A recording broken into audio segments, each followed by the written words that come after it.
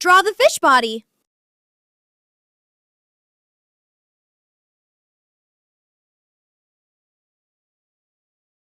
Add a swishy tail. Add fins on top and bottom.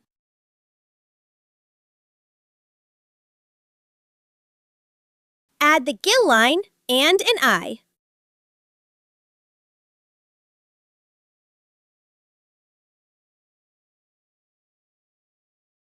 Add curvy scales.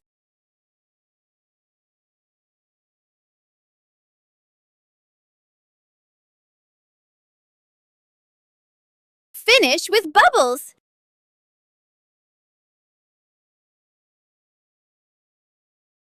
Now color it all in. Now the next color. Yay! All done!